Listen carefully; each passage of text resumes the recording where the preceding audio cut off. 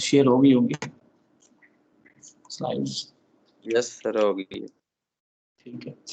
अच्छा, first law thermodynamics discuss किया था, क्लोज सिस्टम के ऊपर आपको कहा था कि डिफरेंट आप देख लीजिएगा थर्मो से कि आप जब फर्स्ट लॉ थर्मोडायनेमिक्स को अप्लाई करते हैं डिफरेंट सिस्टम्स के ऊपर तो फिर उसका जो फाइनल जो एक्सप्रेशन बनता है वो क्या है। जिस तरह हमारे पास thermodynamics kind of system different है, इसमें पंप्स हैं, वर्क कंज्यूमिंग डिवाइसेस भी हैं जिससे पंप्स हो गए, कंप्रेसर वगैरह हो गए। इसके अलावा प्रोड्यूसिंग है जिसमें टर्बाइंस आती हैं। इवन इसके अलावा आपके पास इवन जिस तरह थ्रॉटलिंग डिवाइसेस होते हैं जो एयर कंडीशनिंग सिस्टम्स के अंदर लगे होते हैं, हीट एक्सचेंजर्स होते हैं। तो ये हर एक के क्लास आपके पास जो है या नोजल्स डिफ्यूजर्स हो गए। तो अब तो उस तरह उन सिस्टम्स को ऊपर फॉर एग्जांपल सप्लाई करते हैं तो किसी सिनेरियो में आपके पास फॉर एग्जांपल जो वर्क प्रोड्यूसिंग वाले हैं उनमें टर्बाइंस के क्लास जो है वो हीट एक्सचेंज जो है वो नेग्लिजिबल होता है, वो हम Q0 ले लेते हैं। तो वहाँ पे हमारे पास जो वर्क है वो इक्वल टू एंथैल्पी का डिफरेंस आता है और उसमें आमतौर पर ये काइनेटिक एनर्जीज और प्रेशर एनर्जीज का जो डिफरेंस है वो भी नेग्लिजिबल एज्यूम करते हैं। अगर वो नेग्लिजिबल एज्यूम न कर आमतौर पे प्रेशर एनर्जी की निस्बत जो है वो काइनेटिक एनर्जी जो है वो इंक्लूड करते हैं, क्योंकि काइनेटिक एनर्जी जो है वो आमतौर पे टर्बाइंस के क्लास जो है वो उसमें चेंज आता है। अच्छा, इसी तरह जो है वो अगर नोजल्स के ऊपर, नोजल्स में क्या है कि उसमें आपका हीट एक्सचेंज और इसी तरह कोई वर्क एक्सचेंज आपका नहीं हो रहा होता, ठीक है। उसमें सिर्फ और सिर्फ आपकी काइनेटिक एनर्जीज और आपकी जो है वो इंटरनल एनर्जीज या आप जिसे कह लें आप एंथैल्पी है, उनका आपस में सिंपली इंटरचेंज हो रहा है जो नोजल्स हैं, ठीक है। जिसमें डिफरेंट काइंड ऑफ नोजल्स हैं, इवन वो नोजल एक काइंड ऑफ जेनेरिक वर्ड है, ये पर्टिकुलरली इटसेल्फ नोजल और प्लस डिफ्यूजर्स के लिए यूज करते हैं। तो इसमें आई मीन नोजल और डिफ्यूजर दोनों के क्रॉस जो है वो क्या होता है, काइनेटिक एनर्जी और इंटरनल एनर्जी में सिंपल एनर्जीज का जो है वो एक से दूसरे में कन्वर्जन हो रहा है फॉर्म में। अच्छा, ये साइकिल्स हमारे थर्मोडायनेमिक सिस्टम्स जो है जो पावर प्रोड्यूसिंग है या इवन जो एनर्जी यूटिलाइजेशन के डिवाइसेस हैं, ये बेसिकली साइकिल्स के ऊपर ऑपरेट करते हैं। और उस साइकिल के रिजल्ट में एक जब साइकिल कंप्लीट होता है तो उस रिजल्ट में जो भी हमारी रिक्वायरमेंट है वो जो भी हम आउटपुट चाह रहे होते हैं वो हमें आउटपुट मिलती है और उसके लिए उस अपने सिस्टम की रिक्वायरमेंट वो हमें देनी पड़ती है। जिस तरह पावर साइकिल है, पावर साइकिल में क्या होता है कि आपको हम उसको हीट देते हैं तो एक साइकिल में सर्टेन अमाउंट ऑफ हीट वो लेता है और जो है वो उस अमाउंट ऑफ हीट को एक जो है उसकी एक सर्टेन अमाउंट को वर्क में कन्वर्ट करता है और बाकी जो है वो सिंक में जो है वो थ्रो आउट कर दी जाती है। इसी और इसमें बेसिकली अगर हम इस तरह इसकी पीवी और या टीएस अगर हम डायग्राम को यही अगर हम देखें, इसमें जो चीज़ थी वो स्पेसिफिकली आपको मेंशन करना चाह रहा हूँ। बेसिक कंसेप्ट था थर्मोडायनामिक्स पढ़ा था रिवाइज करने के लिए कि आपके पास कुछ जो है पैरामीटर्स हैं जो कि स्टेट डिपेंडेंट होते हैं या स्टेट फंक्शंस होते हैं, और कुछ है वो पाथ डिपेंडेंट या पाथ फंक्शंस होते हैं। स्टेट डिपेंडेंट कौन से पैरामीटर्स हैं, कुछ बता सकते हैं? प्रेशर, टेम्परेचर, प्रेशर एटम, ये वो है जिनको हम प्रॉपर्टीज कहते हैं। प्रॉपर्टीज क्या होती हैं? वो जो कि स्टेट डिपेंडेंट होती हैं, स्टेट फंक्शंस होते हैं। और जो पाथ फंक्शंस हैं वो कौन से हैं? वर्क हो गई, हीट हो गई, हीट हो गई। और एक्चुअली यही एक बात है कि साइकिल में जब हम वापस आते हैं एग्जैक्टली उसी ओरिजिनल स्टेट के ऊपर, लेट्स सपोज यहाँ पे ये 1 से आपने स्टार्ट किया और सॉरी यस ये 1 से हमने स्टार्ट किया और उसके बाद ये पावर साइकिल है, ठीक है, आइडियल डीजल साइकिल है। तो इसमें आप दोबारा 1 पे आ गए हैं तो जो स्टेट फंक्शन है जिसमें प्रॉपर्टीज हैं exactly same, volume, pressure, internal energy, temperature, pressure, वो सब रिस्टोर हो जाते हैं। लेकिन इस सारे रिजल्ट में आपके पास जो डेल्टा क्यू है वो इक्वल टू 0 नहीं होता, क्योंकि वो पाथ फंक्शन था, क्योंकि आपका जाने का पाथ डिफरेंट था और आने का, ये देखना, ये आपके जाने का पाथ और इसी तरह ये आने का पाथ आपका डिफरेंट है। और इसी वजह से आप इन चारों का जब आप सम अप करेंगे तो आपके पास एक डेल्टा सर्टेन डेल्टा क्यू आएगा और इसी तरह वर्क भी आपके पास डेल्टा डब्ल्यू भी आएगा। तो इस तरह बेसिकली ये साइकिल खुद तो बेसिकली एग्जैक्टली उसी पॉइंट पे वापस आता है, लेकिन उस कि जो डिफरेंट पाथ्स इस तरह डिफाइन किए जाते हैं कि आपके पास सर्टेन अमाउंट ऑफ जो वो हीट ऑफ वर्क मिलता है। पावर साइकिल्स में यही होता है कि पाथ्स इस तरह डिफाइन होते हैं कि आपके पास जो ओवरऑल हीट जो वो बेसिकली आप उसको दे रहे होते हैं और उसमें से फिर कुछ और वर्क आपको इस तरह पॉजिटिव मिलता है, वर्क आपको मिल रहा होता है। और इसी तरह जबकि रेफ्रिजरेशन साइकिल्स में ये जो रिवर्स होता है कि उसमें वर्क देते हैं और उसकी हेल्प से क्या करते हैं, हीट जो वो सिस्टम लो टेम्परेचर से हीट को ऑब्जॉर्ब कर होता है और हाई टेम्परेचर के ऊपर वो थ्रो आउट कर होता है। अच्छा, ये जो डिफरेंट रिलेशनशिप्स का सिंपली चार्ट है वेपर्स का, सबकूल लिक्विड्स का, साइक्लोन थर्मोडायनेमिक्स थोड़ा सा जब रिपीट कर देता हूँ। साइक्लोन थर्मोडायनेमिक्स बेसिकली क्या है, थोड़ा सा आप खुद बताएंगे कुछ, कोई इब्राहिम के अलावा कोई और बोले ना, पता चले यार, कुछ सारे जागे हुए हैं।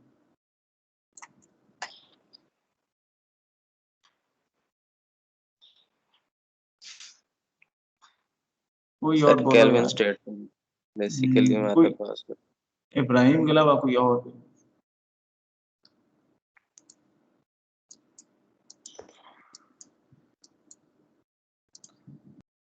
हेलो, सारे डमी तो नहीं बैठे हुए।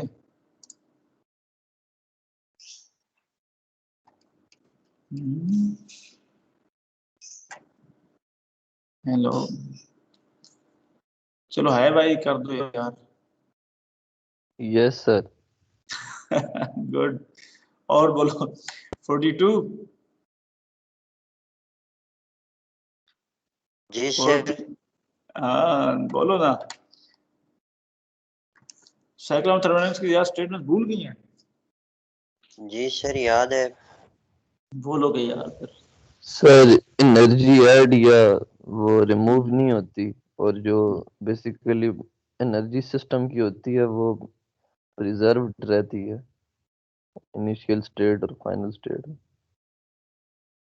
नहीं, दो बेसिकली इसकी दो स्टेटमेंट्स है, एक पावर साइकिल के ऊपर है और एक जो है work consuming cycle, energy utilisation cycle, जो जिनको हम रिवर्स पावर साइकिल कहते हैं, उसके ऊपर बेस करती है। एक जो पावर साइकिल के लिए है स्टेटमेंट है, शायद वो केल्विन प्लैंक स्टेटमेंट है कि ऐसा सिस्टम जो है वो इट इज इम्पॉसिबल, ऐसा हो नहीं सकता कि आप का पावर साइकिल क्या है, वो सिर्फ और सिर्फ एक हीटिंग बॉडी के साथ इंटरेक्ट करे, यानी कि वो क्या करे, सोर्स है उसके उससे हीट ले और उसको सारी वर्क में कन्वर्ट करे, आगे नीचे सिंक हो ही नहीं। यानी कि क्या होता है कि वो सारी हीट को वर्क में कन्वर्ट नहीं कर सकता, it is impossible. It has to interact with sink, जो है सिंक में कुछ ना कुछ उसको हीट फेंकनी पड़ेगी। तो उसको अदरवाइज ये भी कह सकते हैं कि ऐसा नहीं पॉसिबल कि 100% एफिशिएंट आपका सिस्टम हो कि जो कि सारी हीट को वर्क में कन्वर्ट कर दे। एक ये स्टेटमेंट है, ये पावर साइकिल के लिए। दूसरी जो रिवर्स पावर साइकिल है, जो उसके रेफ्रिजरेशन साइकिल्स की जो है स्टेटमेंट है, उसके ऊपर करती है, वो ये है कि विदाउट जो है वर्क दिए बगैर है, हम उसको वर्क ना दें तो ऐसा पॉसिबल नहीं है कि वो हीट को लो टेम्परेचर से या हीट को आपकी मशीन जो वो हाई टेम्परेचर पे ऊपर हीट को थ्रो कर सके। तो बेसिकली ये दो स्टेटमेंट है। तो आपको यानी कि फर्स्ट जो स्टेटमेंट है उसमें कि आपको पावर साइकिल है तो उसका हमेशा आपके पास क्यू जो है वो आउट आएगी, और ये हमेशा एक चीज को डिस्टिंग्विश कीजिएगा।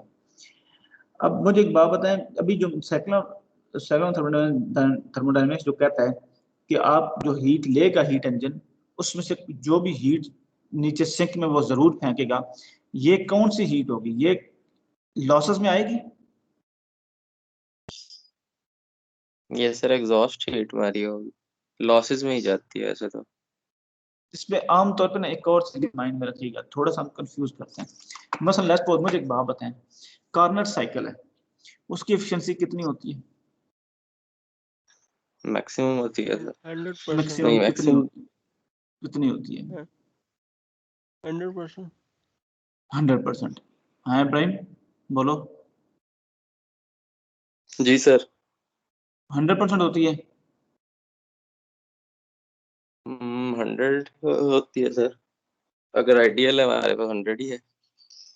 गुड, सुनो यही बात है, कार्नट साइकिल आइडियल है, ये तो मानते हैं ना सारे। Yes sir. ठीक है, आइडियल साइकिल में लॉसेस होते हैं? आइडियल सेल का साइकिल में नहीं लॉसेस देखता हूँ। लॉसेस नहीं होते। अच्छा, अब कार्नट की एफिशिएंसी का फार्मूला क्या है? Out heat out work out और heat in divided by heat in. ठीक है, ये जेनेरिक फार्मूला है, वो हम टेम्परेचर की फॉर्म में फार्मूला कार्नट का वो specific 1 minus TH over TL। TL over TH या TH ओवर TL है? अभी एक मिनट, अभी पता चल जाता है। मैं इधर स्लाइड्स के ऊपर आता हूँ ना, यहाँ पे ये देखना, ये शुक्र है यार हम इस पे डिस्कस कर रही है, छोटी छोटी चीजें पता चले, सारी प्लांट पढ़ने वाली बेसिक चीज ही हमें क्लियर नहीं है। ये देखना, बेसिकली जो बेसिक फार्मूला होता है एफिशिएंसी का, वो यही होता है ना कि आपके पास लग तो ये एक हीट इंजन है, इसमें यहाँ से नीचे इसको जो है वो QH ऊपर से इसको दी जा रही है, ठीक है, किसके ऊपर, किस टेम्परेचर पे, TH टेम्परेचर पे, और नीचे जो है ये आगे जो इसको डिलीवर हो रही है वो इसको क्या करेगा, ये वर्क में कन्वर्ट करता है, ये W है सॉरी, और बाकी जो है वो उसको नीचे थ्रो करता है सेगमेंट जो कि TL के ऊपर है, ऐसे ही है।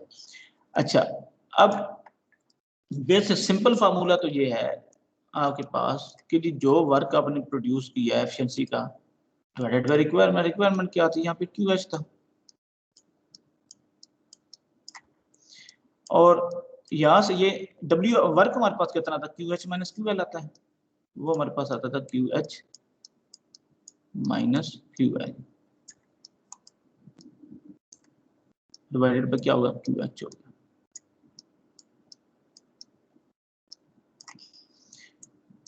अब यहां से फिर क्या होगा, ये होगा 1 माइनस QL ओवर QH,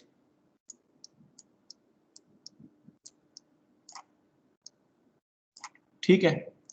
अच्छा, अब ये फार्मूला है, ये फार्मूले ड्राइव करते हुए हमने कहीं पे बात की है कि हमारा साइकिल आइडियल है या रियल है जिसमें लॉसेस होते हैं, मैंने कोई बात की है मैंने भी यहाँ पे? नहीं सर। कोई बात है, इट्स मीन कि ये जनरल है, what ever cycle is, ideal है या रियल है, कोई भी है। अब लेट्स सपोज हमारा रियल साइकिल भी क्या करता है कि वो हीट लेता है, उस हीट को क्या करता है, वर्क में कन्वर्ट करता है, वर्क में कन्वर्ट करने के बाद बाकी सारी की सारी किधर जाती है, वो सिंक में, और हमारे रियल इंजन का सिंक क्या है, वो एटमॉस्फेयर है। तो एटमॉस्फेयर में क्या होता है, लेट्स सपोज गाड़ी है, गाड़ी एटमॉस्फेयर के साथ कहाँ एक्सचेंज कर रही है, QL तो बेसिकली रेडिएटर होना चाहिए ना, तो अगर रेडिएटर के अलावा इंजन में लॉसेस हैं तो वो भी एटमॉस्फेयर में ही जा रहे हैं, तो इन दी एंड सारे का सारा बेसिकली देखें तो TL के साथ चाहे वो रियल भी होगा तो यहाँ पे एक्स्ट्रा लॉसेस कर होगा तो वो भी उधर ही जा रहा होगा। तो इन दी एंड ये एक जेनेरिक बेसिकली एक चीज है, तो कोई भी इंजन है वो हीट लेता है, वो वर्क में कन्वर्ट करता है और बाकी जो है वो आगे थ्रो करता है। तो यहाँ रियल है, आइडियल है, कुछ भी है, तो ये एक बेसिक है, यहाँ पे कोई वो अपनी बात नहीं की, ये एक बेसिक फॉर्मूला। अब आइडियल के केस में सिर्फ आइडियल के लिए, अब ये आइडियल की बात कर रहा हूँ, आपने ये जाके जरा थर्मो में ये चीजें देखनी भी है, सिर्फ आइडियल में और एब्सोल्यूट टेम्परेचर स्केल का आपको आइडिया हमने डिफाइन किया था। उस सिनेरियो में हमने कहा था कि जब आपके पास एब्सोल्यूट टेम्परेचर स्केल, और इसलिए तो हमेशा हम क्या करते हैं टेम्परेचर की वैल्यू जब ये कार्नट वाले में पुट करते हैं तो हमेशा केल्विन वाली पुट करते हैं, सेंटीग्रेड से हमारा आंसर निकल जाता है। तो वहां हम ये बेसिक स्टेटमेंट थी QL over QH that is TL over TH। अब ये चीज हम आइडियल के लिए कर रहे हैं। जब इस चीज को पुट करोगे ना, इस चीज को, ये इस सिनेरियो में हमारे पास फिर एफिशिएंसी जो आती है जो कि आइडियल वाली एफिशिएंसी है, जिसको हम आइडियल कह रहे हैं, जो कि कार्नट हमारा one of the ideal cycle है। तो आइडियल क्या लें, या आप उसकी जगह पे कार्नट यहाँ लिख लो, तो ये हमारे पास क्या आता है, ये हमारे पास आती है 1 माइनस TL ओवर TH। अब ये हमारे पास किसके लिए है, ये सिर्फ और सिर्फ आइडियल के ऊपर ये होल्ड करती है, इसका रियल के साथ कोई लेना नहीं, लेकिन ये आइडियल हो रियल हो दोनों पे होल्ड करती है, लेकिन ये this one is only for ideal, ये कार्नट जिस तरह हम बात कर कार्नट। अच्छा, अब कार्नट का ये फार्मूला एफिशिएंसी का हमने बात की कि कि ये 100% एफिशिएंट आइडियल है, 100% एफिशिएंट होगा। अब बताएं अगर 100% एफिशिएंट है तो इस फार्मूले में टेम्परेचर पुट करने की जरूरत फिर क्या थी, ये बनाने की जरूरत क्या थी, इक्वल टू जस्ट 100% होता। अब देखें ना, जब टेम्परेचर की वैल्यू पुट करेंगे तो यहाँ कोई ना कोई सर्टेन वैल्यू तो आएगी, और वो टेम्परेचर हमेशा हम किस में पुट करते हैं, केल्विन में, एब्सोल्यूट स्केल में पुट करना है। ये एब्सोल्यूट स्केल, एब्सोल्यूट स्केल में जो केल्विन है, एब्सोल्यूट स्केल कोई है वो माइनस में एग्जिस्ट ही नहीं करता, वो हमेशा लेट्स सपोज -100 सेंटीग्रेड भी जो है वो भी क्या है, वो भी आपका 173 प्लस 173 केल्विन, -100 सेंटीग्रेड। तो मीन क्या हुआ कि आपके पास यहाँ टेम्परेचर हमेशा प्लस आएंगे, प्लस डिवाइड होंगे इन दी एंड, प्लस प्लस ही है तो वो इन दी एंड जो भी डिवीजन आने के बाद आएगी, अगर जो भी आएगा तो वो क्या आएगा, वो आपके पास हमेशा प्लस में आएगा, तो वो क्या होगा 1 में से माइनस होगा। इस मीन क्या होगा कि हमेशा आपके पास आंसर क्या आएगा, 1 से कम आएगा। 1 से कम आने का मतलब क्या हुआ कि हमेशा एफिशिएंसी आपकी कितनी आ रही है, 1 से लेस आ रही है। 1 से लेस एफिशिएंसी का मतलब ये है कि हमेशा 100% से लेस आ रही है। इसको सिंपली क्या करते हैं, परसेंट में कन्वर्ट करके 100 से मल्टीप्लाई करते हैं, तो हमेशा क्या हुआ एफिशिएंसी आपकी 100 से लेस होगी। तो ये तो हम बात कर रहे हैं आइडियल इकार्नेट की बात कर रहे हैं, वो ये कहता है कि हमेशा एफिशिएंसी आपकी क्या होगी, वो 100% से लेस होगी। यही तो basically cycle of thermodynamics he basically ये डिफाइन कर रहा है ये सब कुछ। यही तो साइकिल ऑफ थर्मोडायनामिक्स कहता है ये पॉसिबल ही नहीं है कि आप एक ऐसा इंजन बनाओ जो क्या करे, वो हीट ले और सारी सारी वर्क में कन्वर्ट कर दे और आगे आपको सिंक की जरूरत ही ना पड़े। आइडियल के लिए भी आपको क्या होगा, हमें उसकी भी हमेशा आपको ये इसकी हमेशा पॉजिटिव वैल्यूज होगी, और वो क्या होगा 1 माइनस इसमें से कम होगी, और एक्चुअली वो क्या होगी, वो किधर जा रही है, वो आपके पास ये QL है, QL आगे आप डिलीवर करेंगे, दे रहे होंगे आप नीचे TL के ऊपर, जिसकी वजह से हमेशा आपके पास। तो मीन कॉर्नर भी जो है वो भी क्या है, उसमें भी ये अमाउंट ऑफ हीट यहाँ पे फेंकनी है। इसलिए मैं यहाँ पे जो डिफरेंशिएट करना चाह रहा था कि एक साइकिल ऑफ थर्मोडायनामिक्स की एक इम्पोजिशन है और एक हमारी रियलिस्टिक इम्पोजिशन है हमारे लिए। अच्छा, जब आप सिस्टम डिजाइन करते हैं तो आपके लिए एक रेफरेंस क्या है, डिजाइन के लिए आपके पास जो रेफरेंस है, डिजाइन रेफरेंस हमारे पास कॉर्नट है, तो पहले आपको कॉर्नट की एफिशिएंसी पता होनी चाहिए, तो फिर आप उसको मैच करेंगे। आप 100% को मैच करना ही नहीं है। अगर आप 100% को मैच कर रहे हैं तो मीन आप तो थर्मोडायनामिक्स या साइंस के रूल्स के अगेंस्ट जा रहे हैं। दैट इज पॉसिबल ही नहीं। आप हमेशा उस जो चीज एक बेशक इम्पॉसिबल हो, एक लेट्स सपोज फॉर एग्जांपल हम ये पॉसिबल तो नहीं सकता हमारा सिस्टम परफेक्ट हो, आइडियल ये कॉर्नर की तरह हो जाए, लेकिन कम से कम हमें वो रियलिस्टिक बाउंड्री तो हमें पता हो ना। तो डिजाइन रेफरेंस आपका क्या है, वो आपके पास कॉर्नर है। अब एक ऐसा आपको सपोज करें आपके पास टेम्परेचर जो है वो लेट्स सपोज यहाँ पे जो सोर्स है, सोर्स का टेम्परेचर लेट्स सपोज 500 केल्विन है, ठीक है। सिंक का जो टेम्परेचर है वो लेट्स सपोज आपके पास है 100 केल्विन है। अब इनके दरमियान अगर उसकी एफिशिएंसी अगर हम कैलकुलेट करेंगे, 1 माइनस क्या हो जाएगा 100 और 500, तो ये कितना बनता है,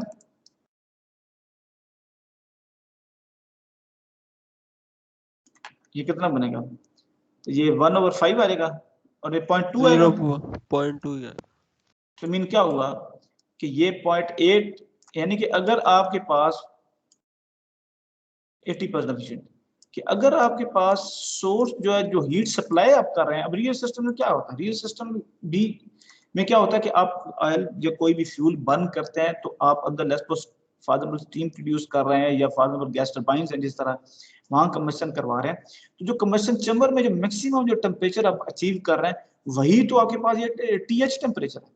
तो मीन एक और दूसरा TL आपके पास क्या है, TL यानी TH आपके पास होगा जो कंबशन चैम्बर में या बॉयलर में जो टेम्परेचर अचीव कर रहे हैं, और TL यानी कि जो आपको अवेलेबल है जहां से आपको हीट ट्रांसफर आपको हो रही है बेसिकली। लेट्स सपोज एक फॉर एग्जांपल फ्यूल है, अब few different kind of fuels हैं, आप केरोसिन ऑयल बर्न करते हैं, आप ये डिफरेंट जो है methane gas let's suppose burn करते हैं, different mixture of let's suppose gases को बर्न करते हैं, जैसे LPG या LNG आपकी आ गई, ठीक है। तो डिफरेंट नेचर के फ्यूल्स हैं, हर फ्यूल के एक सर्टेन अमाउंट ऑफ टेम्परेचर आपको देता है। वो जो टेम्परेचर हाईएस्ट जो आपके पास अवेलेबल है बेसिकली वो आपके पास है, वो आपके पास TH टेम्परेचर वहां से आपके पास आ। अब दूसरी तरफ TL आपके पास क्या है, लो टेम्परेचर, वो आपका एटमॉस्फेयर का टेम्परेचर है। एटमॉस्फेयर में पावर प्लांट से ऐसा होता है कि जब आपका अगर आप इस डेफिनेशन को भी देखें तो जब TL हमारे पास कम से कम होगा तो ये क्या होगा, जिसमें से माइनस कम से कम होगा, एफिशिएंसी बढ़ेगी। एटमॉस्फेयर के टेम्परेचर जब डाउन जाते हैं हमारे पावर प्लांट्स की एफिशिएंसी इंप्रूव होती है। तो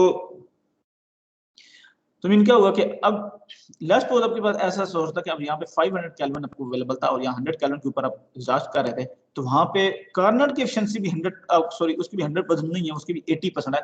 तो जब आपका रियल होगा उसकी डेफिनेटली क्या होगी, लेस देन 80% एफिशिएंसी होगी। या इसको एक और रियलिस्टिक एग्जांपल देने की कोशिश करूं, मैं लेट्स सपोज ये करता हूं कि 500 और 300 के दरमियान मैं इसको लगाता हूं, ये करता हूं 500 और 300 के दरमियान आपके पास क्या हो गया, 500 और 300 के दरमियान अगर लगाते हैं तो यहाँ पे फिर हमारे पास 3 और 5 हमारे पास क्या बनता है, ये मेरे 0.6 आ जाता है, बल्कि ये 0.6 तो यहाँ पे 0.4, तो मीन क्या हुआ आपके पास, तो फिर वहां उस सिनेरियो में कार्नर की एफिशिएंसी 40% है। तो अब इस सिनेरियो में आपके पास जो भी आपका रियलिस्टिक होगा, जो रियल इंजन आपको होगा, उसकी एफिशिएंसी क्या होगी, विल बी लेस देन, ये इक्वल वाला साइन नहीं होगा, हमेशा हमेशा लेस देन 40% होगी, क्योंकि उसके अंदर आप प्लस लॉसेस भी तो आने हैं ना। ये जो एफिशिएंसी है ये सिर्फ क्यूएल की वजह से हमारी, बाकी रियल में जो बाकी मजीद जो लॉसेस आएंगे यहाँ पे उसकी वजह से वो लेस देन 40% बचाई जाएगी। लेकिन अब एक और हम इंजन देखते हैं जो कि पहला सिनेरियो था हमारा, जब 100 और 500 के दरमियान थे, जब हमारे पास पॉसिबल 80% थी, तो माइट भी आपके पास वहां उस सिनेरियो में आपके पास जो रियल इंजन था वो क्या था, रियल इंजन की जो एफिशिएंसी थी लेट्स सपोज फॉर एग्जांपल, यानी वो क्या होनी थी, वो लेस देन 80% होनी थी। तो लेट्स सपोज अगर आपके पास लॉसेस के बाद वहां एफिशिएंसी जो आप अचीव कर रहे हैं वो 60% कर रहे हैं, तो अगर उस सिनेरियो में रियल जो है वो अब 60% कर रहे हैं, तो वो रियल जो है वो इस रियल जो ये कार्नर है इसकी कार्नर से भी ज्यादा होगी। इसका मतलब क्या है कि ये पॉसिबल है, नहीं पॉसिबल ही नहीं है, नहीं ऐसा नहीं है। इसके क्रॉस कार्नर की एफिशिएंसी हो रहा है, इसके क्रॉस हो रहा है, क्योंकि कार्नर की एफिशिएंसी जब कोई एक एफिशिएंसी नहीं है, that's not 100%, always less than 100%, और वो कोई एक वैल्यू नहीं है, वो डिपेंड करती है आपके टेम्परेचर्स के ऊपर कि आपका जो सोर्स है और जो आपका सिंक है उनके टेम्परेचर्स क्या है। तो हर एक जो प्रॉब्लम है यानी उसकी अपनी कार्नर एफिशिएंसी होगी और उसी के कॉरस्पॉन्डिंग जो है वो बेसिकली उसकी अपनी जो वो रियल की एफिशिएंसी हो। आई होप ये चीज समझ आई है। Yes sir. ठीक है, अच्छा बाकी ये लोग आप लोग पढ़ लेना। अच्छा ये दोनों स्टेटमेंट्स आपस में दो स्टेटमेंट्स मैंने बात की थी, एक स्टेटमेंट थी कि आप ऐसा पॉसिबल नहीं है कि ऐसा इंजन हो जो कि सारी की सारी हीट को वर्क में कन्वर्ट कर दे, ठीक है, और कोई सिंक की जरूरत ना पड़े।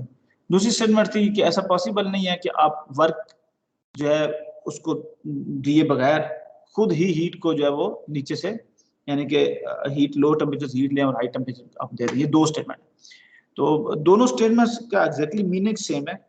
वो सिर्फ ये प्रूव करने के लिए कि क्या ये वाकई सेम है, वो इस तरह प्रूव करते हैं कि अगर लेट्स सपोज एक स्टेटमेंट को अगर गलत करते हैं तो दूसरी स्टेटमेंट भी गलत ही प्रूव होती है, ठीक है। तो आप कहीं से भी अब बिगिन करें तो ये कहते हैं तो मैं समझा देता हूँ, ये कहते हैं तो आप खुद पढ़ लीजिएगा, ये आप लोगों ने माइट भी थर्मल में पढ़ी भी होगी, पढ़ी है ना जो थर्मल में पढ़ोगे ना, गुड यस सर। एग्जैक्टली। तो मैं आई मीन इसी तरह वो लेता है कि दो सिस्टम को इकट्ठे ले लिया और इसी तरह एक को वायलेट कर दिया और वायलेट करने के बाद एज अ कंबाइंड सिस्टम फिर देखता है कि क्या हो रहा है। तो जब एक सिस्टम को वायलेट करता है तो दूसरी सिस्टम के पर्सपेक्टिव से जब आप सिस्टम को ऑब्जर्व करते हैं देखते हैं कि दूसरी भी वायलेट हो चुकी होती है, ठीक है। तो एक अजम्पशन आप अगर गलत लेते हैं, एक को अगेंस्ट जाते हैं, तो आप एक्चुअली दूसरे के अगेंस्ट भी जाते हैं, इसलिए वो इसको तो प्रूव करता है कि basically both statements have same meanings. अच्छा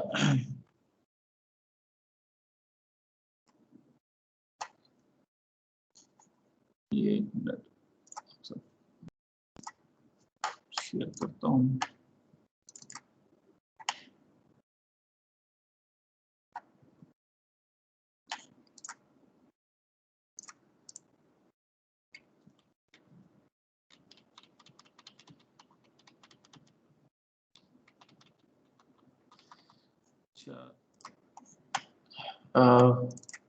पिछले में हम लोग ने डिस्कस करे थे, मैं एक बार बुक से ज्यादा चेक करता हूँ कुछ टॉपिक स्पेसिफिक।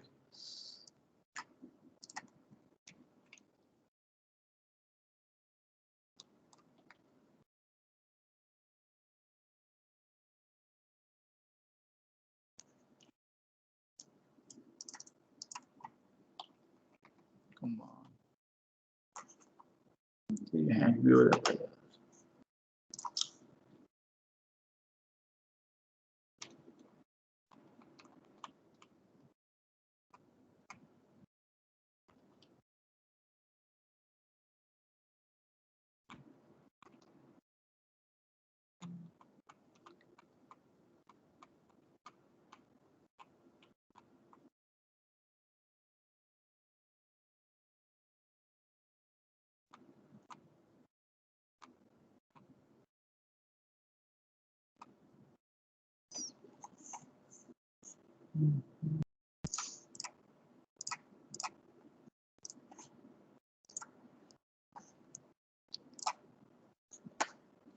अच्छा, ये आपको बुक नजर आ रही है?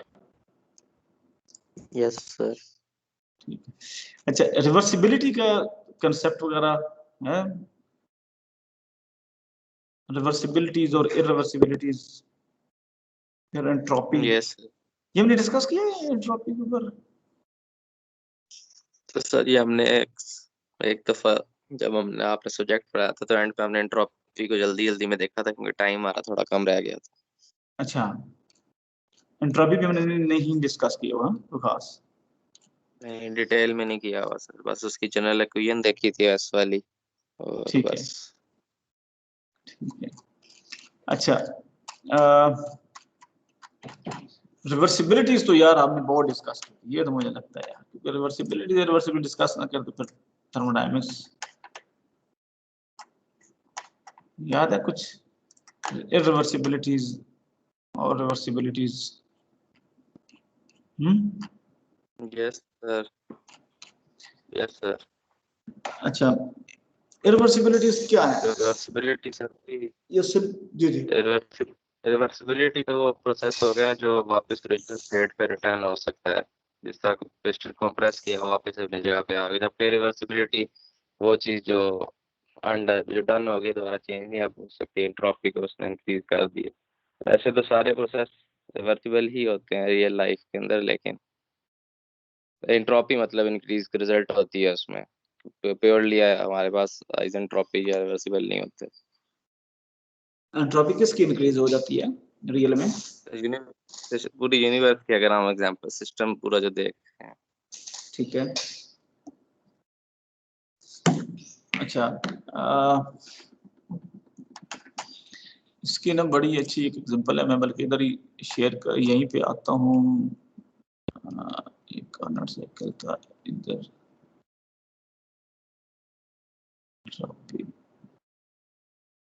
irreversibilities।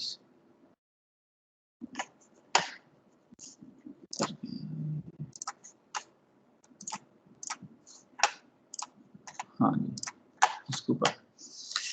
अच्छा, रिवर्सिबिलिटी और रिवर्सिबल प्रोसेस एग्जैक्टली जो भी डिफाइन किया गया। रिवर्स कोई प्रोसेस कोई भी सिस्टम है वो अपनी स्टेट्स के ऊपर तो रिस्टोर हो जाता है, लेट्स सपोज एक ठीक है, रियल में भी रिस्टोर हो जाता है, लेकिन इशू भी हम फिर डिफरेंशिएट किस तरह करते हैं कि रिवर्सिबल है या इरिवर्सिबल है। एक्चुअली जब हम रिवर्सिबल और इरिवर्सिबल को हम डिफाइन करते हैं तो बेसिकली डिफाइन इस तरह करते हैं कि वो ना सिर्फ सिस्टम बल्कि उसकी सराउंडिंग्स भी, ठीक है। सराउंडिंग डिफाइन वही करता है ना, वैसे तो पूरी यूनिवर्स है, लेकिन सराउंडिंग वही हम डिफाइन करते हैं कि जो उसके साथ जिनके साथ वो इंटर कर रहा होता है, ठीक है। तो अब कोई भी ऐसा प्रोसेस हो जो कि अब जब एक पॉइंट से दूसरी पॉइंट पे जाता है, तो अगर वो उसकी एबिलिटी हो कि एग्जैक्टली वो वापस आ सके और इस तरह वापस आ सके कि कोई किसी किस्म का इफेक्ट वो लीव आउट ना करे, एग्जैक्टली इस तरह स्टोर आ जाए जिस तरह आप आंख बंद की और दोबारा खोलें तो आपको ऐसा लगे कि कुछ हुई नहीं है, वो चीज रिवर्सिबल है। लेकिन अगर कोई ना कोई अपना वो यूनिवर्स के ऊपर सराउंडिंग के ऊपर इम्पैक्ट छोड़ जाएगा तो वो बेसिकली इस मीन क्या हुआ कि वो it was not fully reversible, it was irreversible. इसलिए रिवर्सिबिलिटी और इरिवर्सिबिलिटीज को इवन दो फॉर्म में किया जाता है, डिफरेंशिएट एक्सटर्नल एक्सटर्नली जो है और इसी तरह इंटरनली। मतलब सिस्टम सम सिस्टम होते हैं आमतौर पे हम लोग डिफाइन करते हैं पावर सिस्टम्स को सिंप्लीफाई करने के लिए भी, तो आमतौर पे वो इंटरनली रिवर्सिबल सिस्टम लेता है, एक्सटर्नली उसको फिर निकाल देता है, ठीक। मगर अभी जेनेरिक बात करते हैं तो अब जब वो बात है कि इफेक्ट किस तरह छोड़ता है, अब एक सिस्टम है हमारे पास रियल में, जब भी हमारे पास हीट ट्रांसफर होती है वो एक टेम्परेचर डिफरेंस के ऊपर होती है, हमेशा डेल्टा टी के ऊपर होती है। तो हीट क्या हुआ, हायर टेम्परेचर सोर्स आपके पास है, ठीक है। जैसे बात हमारे पास यहाँ पे कोई एक ये क्या हुआ, अच्छा पेन का ऑप्शन ही नहीं आ रहा, एनेबल एडिटिंग करें प्रेजेंटेशन। अच्छा ऊपर मसला, गुड, वो तो हो गई है, फिर गायब हो गई है, ये हो गया।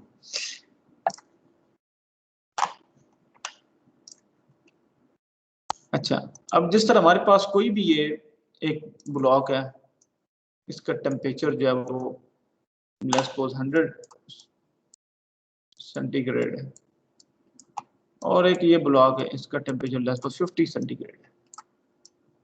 तो अब इनका आपस में हीट, अगर इसको हम दोनों को ले आते हैं तो क्या होगा, हीट यहाँ से हाई टेम्परेचर से लो टेम्परेचर पे चली जाएगी, खुद ही चली जाएगी, उसमें कुछ आपको करने की जरूरत नहीं है। लेकिन क्या हुआ, वो क्या हीट लेट्स सपोज यहाँ से 100 सेंटीग्रेड से 50 सेंटीग्रेड पे आई, लेट्स सपोज ने कुछ लूज की, फॉर एग्जांपल इसका टेम्परेचर 90 होगा, इसका let's suppose same mass everything same speed same heat capacity, इसका 90 होगा, इसका जो वो 60 हो गया टेम्परेचर बाद में। लेकिन क्या ये हीट खुद ब खुद ऊपर चली जाएगी? क्या ये जो प्रोसेस था इनके एग्जैक्टली रिवर्स हो जाएगा?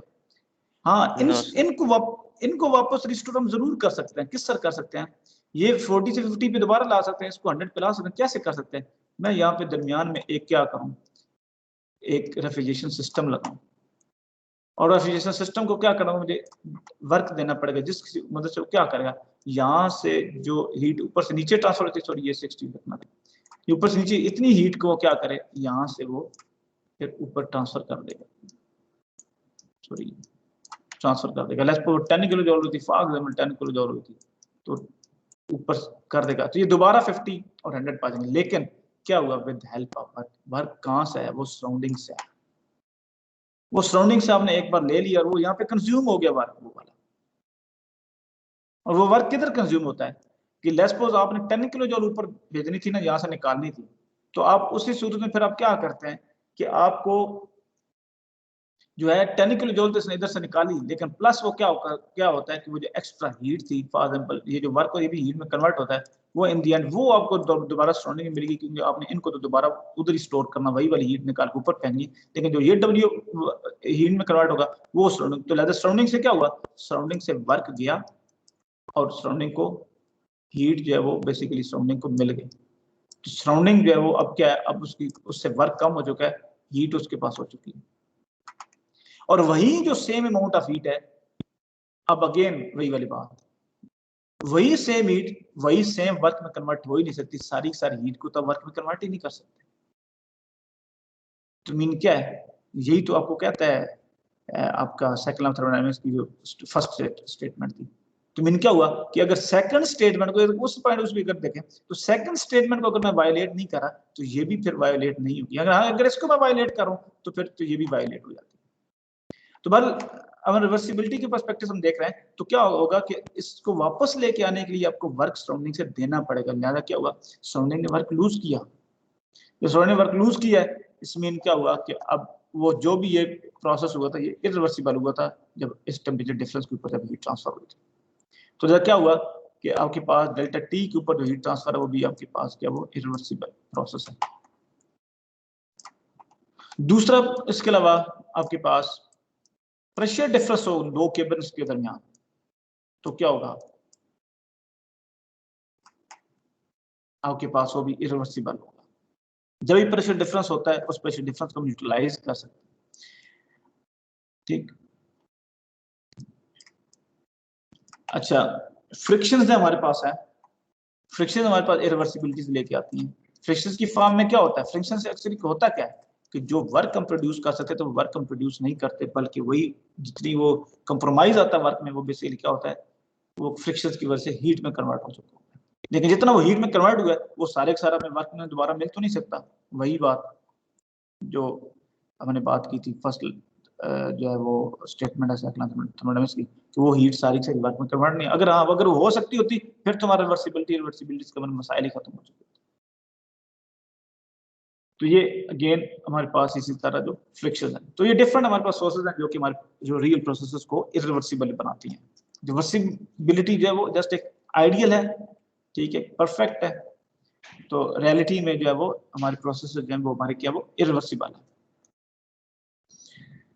अच्छा, अब ये एंट्रोपी के साथ काफी ज्यादा रिलेट करता है एंट्रोपी के ऊपर। एक तो मैं कहूंगा यार आप अपने थोड़े पढ़ो, हम जो है ना एक बेशक लेक्चर हम इसको स्पेसिफिक एंट्रोपी के ऊपर कहते हैं हम लोग रख लेंगे, जनरली थोड़ा सा रिवाइज करने के लिए बताता हूँ। एंट्रोपी बेसिकली क्या चीज है? वैसे तो एक मिनट, ये तो सोर्सेज हो गए, ये आप देख लीजिएगा।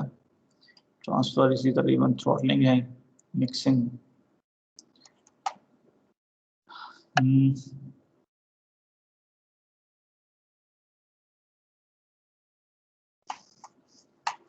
आपके पास क्लासेस इनइक्वालिटी थी, क्लासेस इनइक्वालिटी है आपके पास डेल्टा क्यू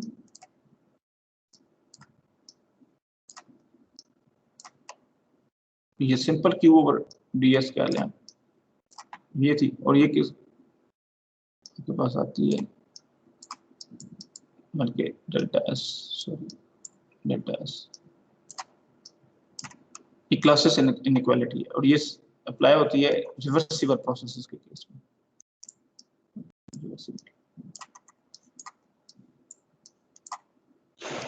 सॉरी ये टेम्परेचर है नीचे वाली, एक मिनट,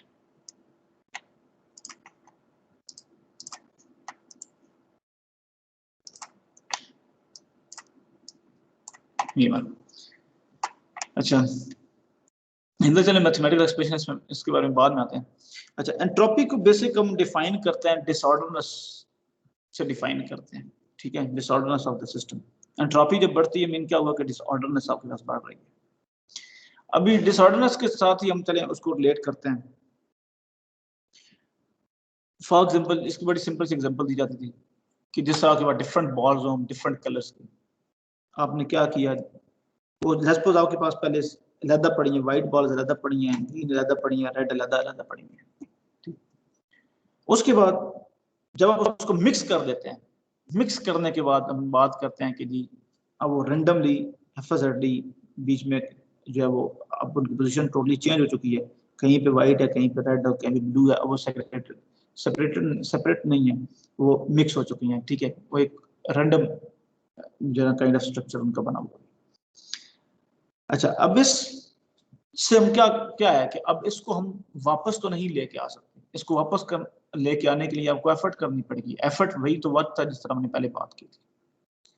तो यही जो डिसऑर्डरनेस है, जो पहले अरेंजमेंट था, अब अरेंजमेंट से जब आपने उसको हिलाया तो जो हिलाने के प्रोसेस अभी क्या हुआ, वो इरिवर्सिबल प्रोसेस है। अब उसको मजीद 10 बार 50 बार जो मर्जी कर लो, अब वो खुद अलग-अलग वो नहीं होंगी, आपको एफर्ट करनी पड़ेगी, चुन के आपको अलग-अलग आपको करनी पड़ेगी, ठीक। अच्छा अब जब यूनिवर्स की एंट्रोपी की हम बात करते हैं और डिसऑर्डर के साथ किस तरह ये रिलेट करती है। मसला आपके पास यूनिवर्स के अंदर फॉर एग्जांपल अपनी सोलर सिस्टम को अगर हम लें, हमारे पास जो सन है उसका टेम्परेचर बहुत ज्यादा है। कितना टेम्परेचर है सन का, कुछ आइडिया है?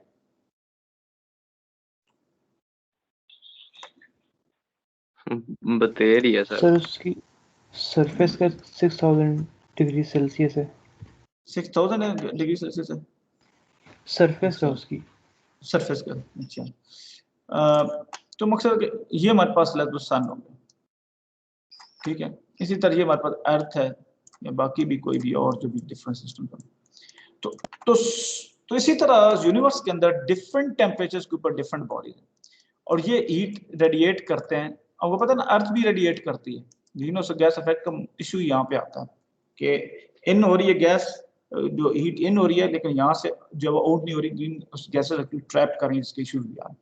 बहरहाल अब इनके दरमियान जो एक्सचेंज है उनकी टेम्परेचर पे डिपेंड कर रहा है, इसकी सरफेस का टेम्परेचर और अर्थ की सरफेस का जो टेम्परेचर। अब जब ये डिफरेंट टेम्परेचर्स के ऊपर जब मौजूद हैं तो आपके पास क्या है, आपके कायनात का एक हमारा एक निज़ाम चल रहा है जिस वजह से क्या है हमें एक एनर्जी मिल रही है, जिस एनर्जी से बेसिकली हमारी जिंदगी आगे चल रही है, ठीक। उसी जो सोलर लाइट है उस सोलर लाइट से ही हमारे पास बायोमास है। आपके पौधों को चाहिए ना, फोटोसिंथेसिस क्या कहते हैं, प्रोसेस कहते हैं रेजिस्टेंस। आपके पास उसी से सोलर खुद जो डायरेक्टली जो एनर्जी, इसी से आपके पास विंड एनर्जी, इसी सोलर की लाइट की वजह से आपके पास डिफरेंट एरियाज में डिफरेंट टेम्परेचर एग्जिस्ट करते हैं, डेंसिटी डिफरेंशियल्स आते हैं, तो आपके पास इस तरह जो है डिफरेंट टेम्परेचर डिफरेंट डेंसिटी की वजह से आपके पास जो वो आपके पास हवा चलती है। यही सोलर है, इसी से आपके पास पानी जो वो उड़ता है और फिर आपके पास बर्फबारी भी होती है, बारिश भी होती है, आपके डैम भरते हैं और आप हाइड्रो में कन्वर्ट करते हैं उसको। इसी सोलर ही का इम्पैक्ट था कि आपके पास हाई प्रेशर हाई टेम्परेचर, इसी तरह आपके पास इवन जहाँ तक कि आपके पास हाइड्रोकार्बन भी बनते हैं जिनको यूटिलाइज करते हैं। तो एवरीथिंग हमारा जो है वो, अब ये अगर टेम्परेचर सेम के ऊपर आ जाए हमारी तो जिंदगी सीज हो जाए, खत्म। यही इनका जो डिफरेंस है, टेम्परेचर डिफरेंस जो डेल्टा टी है, उसी से तो हम वर्क ले रहे हैं, वही तो वर्क का सोर्स बन रहा है, जिसकी वजह से हमारे पास ये जो है हमारे कायनात का निजाम चल रहा है। तो ये जब कायनात के अंदर सारे के सारे सिस्टम्स एक ही टेम्परेचर के ऊपर आ जाएंगे, तो फिर सन में और अर्थ में जब डिफरेंस ही खत्म होगा, तो फिर कौन उसको सन कहेगा, कौन इसको अर्थ कहेगा? अंडरस्टैंड कर रहे हैं? लॉ ऑफ इंक्रीज ऑफ जो यूनिवर्स है कि उससे बेसिकली क्या इससे इम्पैक्ट पड़ रहा है। तो हो भी यही रहा है कि जब ये ऐसे से ये जब रेडिएट कर रहा है हीट, अब ये इरिवर्सिबल प्रोसेस है, तो ये है ऐसे तक क्या होगा, जब भी डिफरेंट बॉडीज आपके विसिनिटी में पड़े होंगे और डिफरेंट टेम्परेचर पे होंगे, तो क्या होगा, ऐसा करते करते उनका टेम्परेचर लेस, इसका फॉर एग्जांपल 1000 था सेंटीग्रेड था, इसका लेस पोज 500 सेंटीग्रेड था, इसका लेस पोज आप 50 सेंटीग्रेड था। जो टाइम आएगा वो क्या होगा कि इन सब का टेम्परेचर जो है वो, अब जब ये इनका डिफरेंट टेम्परेचर है, तो आप रिकॉग्नाइज कर सकते हैं, आप कह सकते हैं कि ये मेरे पास ए है, ये मेरे पास बी है, ये मेरे पास सी है, ठीक। अब ये रिकॉग्नाइजेबल है डिफरेंट टेम्परेचर्स के ऊपर। और एक्चुअली अच्छा, अब जब ये सारे सेम टेम्परेचर पे आ जाएंगे, लेस पोज सारे अचीव करके फॉर एग्जांपल ये 500 के ऊपर चले आ जाते हैं, लेस पोज ये सारे 450 पे आ जाते हैं एक टेम्परेचर पर। Now this is randomness. अब डिसऑर्डरनेस है, कोई ऑर्डर नहीं है, everything is on the same temperature, आप उसको डिफरेंशिएट नहीं कर सकते। और यही डिसऑर्डरनेस जो है, इसी डिसऑर्डरनेस की वजह से आपके पास ना तो सोर्स और सिंक के दरमियान कोई डिफरेंस नहीं रहा। जब सोर्स और सिंक दोनों सेम टेम्परेचर पे आ जाएंगे, तो आपके पास क्या होगा, आपके पास जब सोर्स और सिंक सेम पे आ गए, तो अब हीट ट्रांसफर आपके पास सीज हो जाएगी, आपके पास कोई अपॉर्चुनिटी खत्म हो गई, आप उसको वर्क में कन्वर्ट कर सकते। कुछ समझे बात को? Yes sir. ठीक है। अच्छा, तो बेसिकली एंट्रोपी का कंसेप्ट है कि देखें, बेसिकली मैं रिलेट करना चाह रहा था कि किस तरह डिसऑर्डरनेस जो है, सिंपली हम बॉल की बात करते हैं आमतौर पे एंट्रोपी को डिफाइन डिसऑर्डरनेस के साथ करते हैं, लेकिन वो किस तरह डिसऑर्डरनेस हमारे थर्मोडायनामिक सिस्टम्स को इंपैक्ट करती है, क्योंकि थर्मोडायनामिक सिस्टम्स का मकसद क्या है, लेट्स सपोज हम पावर साइकिल्स की बात करें कि वर्क प्रोड्यूस करना।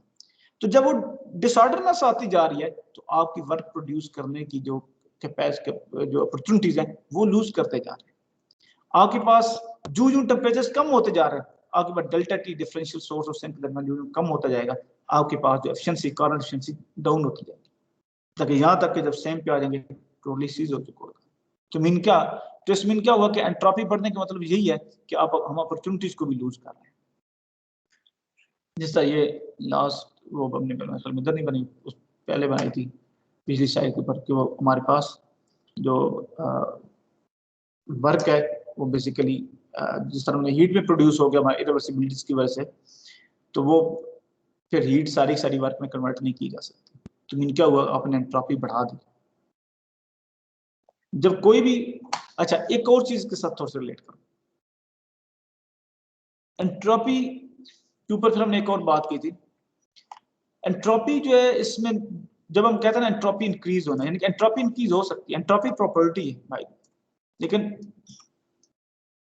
एंट्रोपी में दो चीजें हैं। एंट्रोपी जो है, इसको इससे रिप्रेजेंट करते हैं, ये इंक्रीज भी हो सकती है और साथ प्लस जब ये जनरेट भी, यानी इंक्रीज और इवन डिक्रीज भी हो सकती है किसी भी सिस्टम की, लेकिन साथ जनरेशन भी आएगी।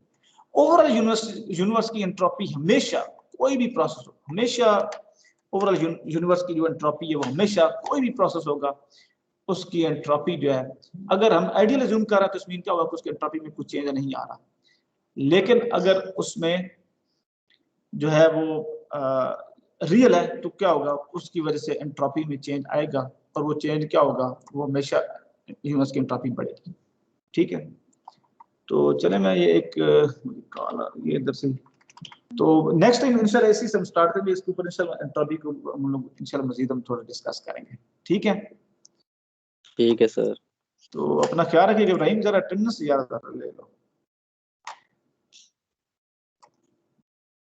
मुझे ना बस ये स्क्रीनशॉट्स मुझे भेज देना बस।